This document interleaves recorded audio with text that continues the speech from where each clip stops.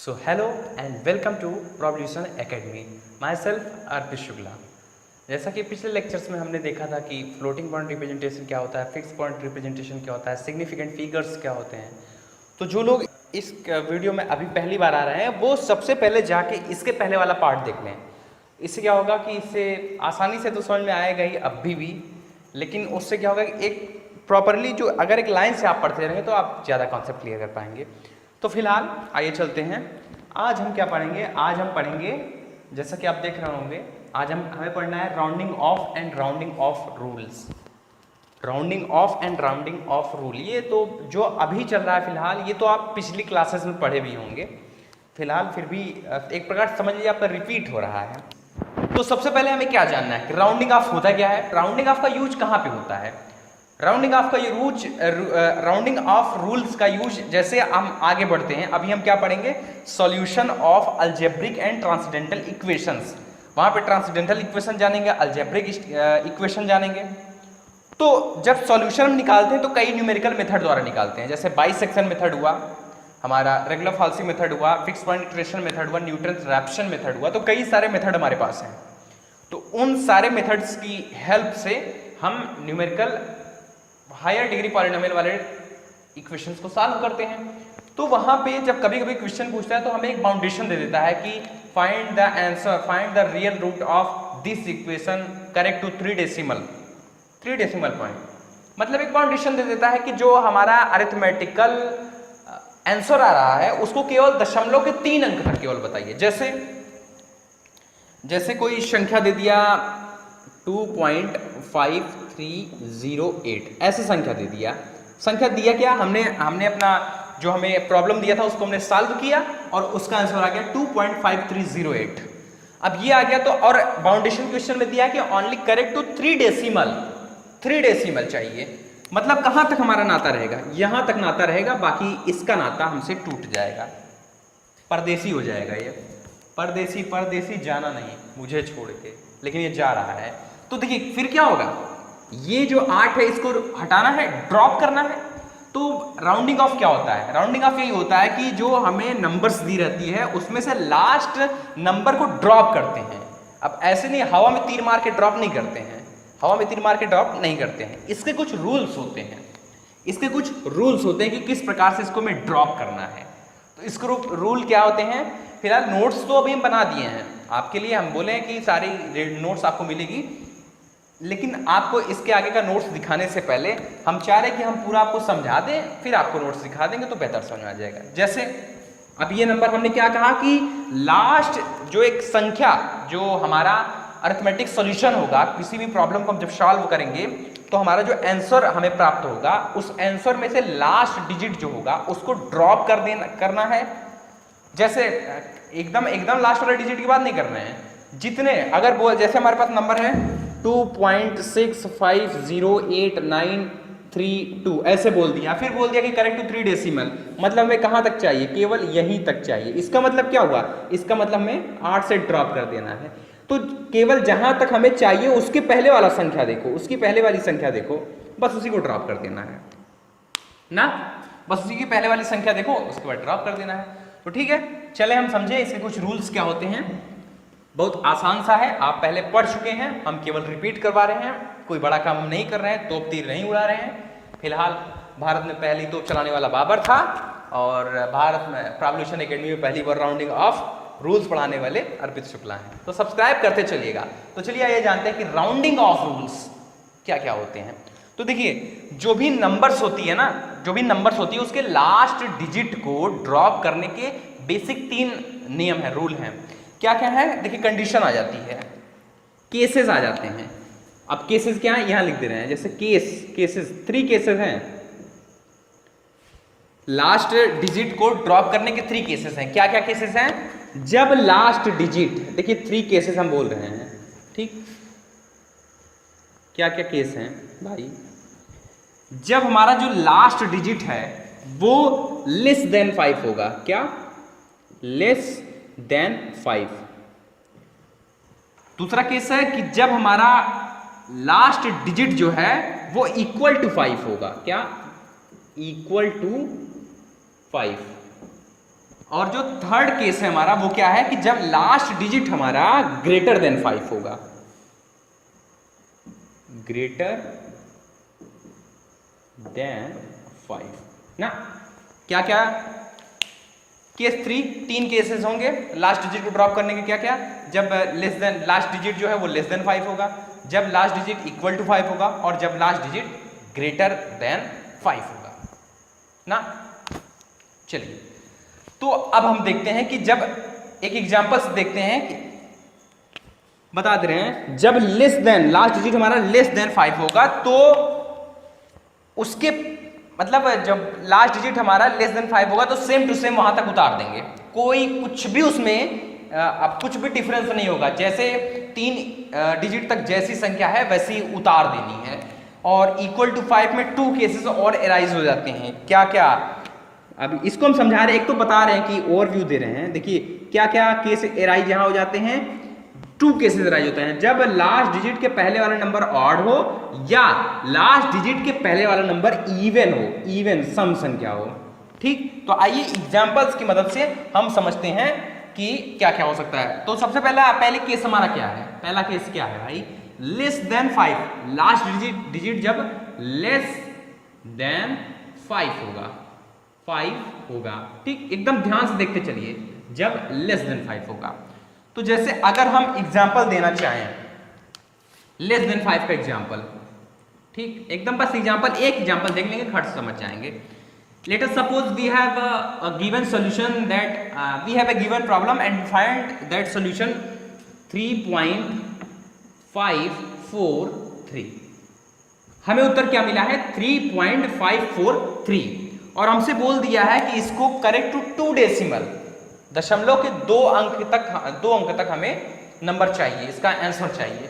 तो देखिए हम क्या कहें कि जब लास्ट डिजिट जो है वो 5 से कम हो, जब लास्ट डिजिट हमारा 5 से कम हो तो उसको सेम वैसे उतार देते हैं, जहां जिस अंक तक बोला रहेगा वहां तक हम सेम उतार देंगे। जैसे हमें क्या बोला है कि 3.543 ये नंबर है, इसको डेसिमल के, दशमलव के दूसरे स्थान तक उत्तर बताइए। तो क्या करेंगे?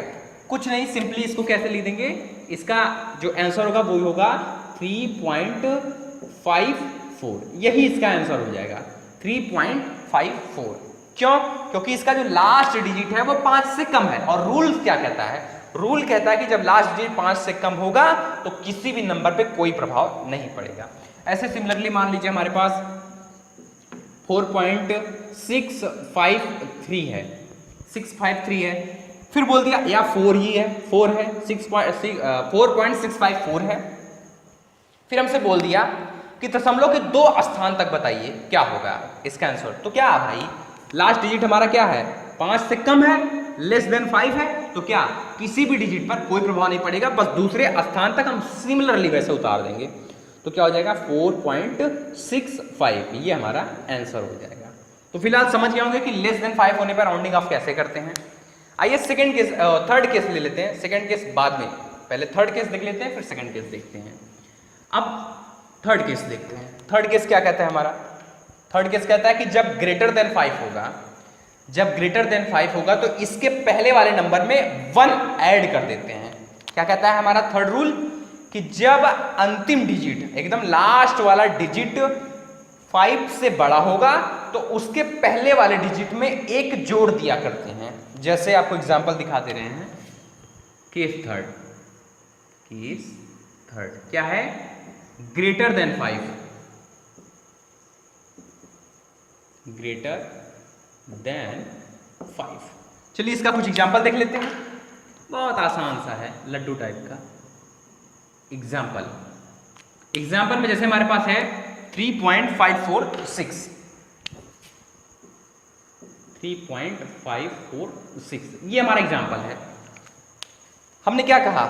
हमने ये कहा कि ये हमारा किसी प्रॉब्लम का आंसर हमें ये प्राप्त हुआ है, हमें ये फाइंड हुआ है, और हमको तीनों अंक तक हमें नहीं चाहिए, हमको केवल करेक्ट टू 2 डेसिमल चाहिए। या जैसे मान लीजिए ये भी कर देते हैं, और लंबा थोड़ा कर दें और क्लियर हो जाएगा, जिससे 3.54728 मान लीजिए ये, ठीक, ये संख्या है हमारे पास।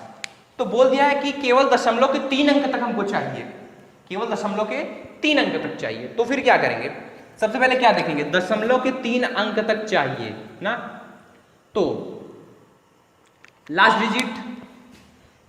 डिजिट हमारा जो है वो 2 है, 2 है, ये तो 5 से कम वाला हो गया, सॉरी 7 to 8 कर देते हैं, 7 to 8, ठीक, ये कर देते हैं। हमसे क्या बोला, 3.54728, फिर 28 लिख दिए, केवल 8 लिखते हैं, और बोल दिया कि दशमलव के 3 स्थान तक चाहिए, तो 3 स्थान तक तो 3.547 यही इतना होगा। तो हम क्या करते हैं कि लास्ट वाला डिजिट देखो क्या है, 8 है, जो कि 5 से बड़ा है। तो इसका मतलब क्या होगा कि इसके पहले वाले संख्या में, पहले वाले नंबर में हम 1 ऐड कर देंगे। तो इसका मतलब इसका आंसर क्या हो जाएगा, इसका आंसर हो जाएगा 3.54, 8 के पहले 7 है और 8 5 से बड़ा है, तो 8 के पहले वाली संख्या में हम 1 ऐड कर देंगे। तो 7 में 1 ऐड किए तो क्या हो गया, 8।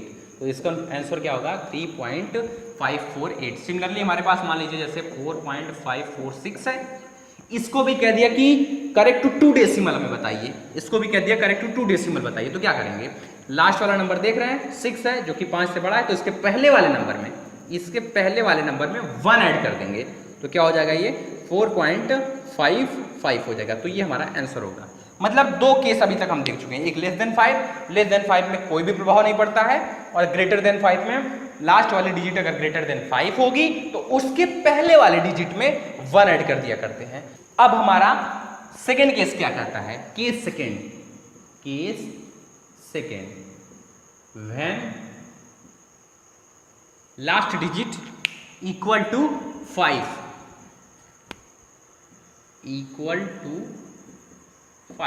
इसका कुछ एग्जांपल्स देख लेते हैं। जैसे इसका एग्जांपल देख लेते हैं।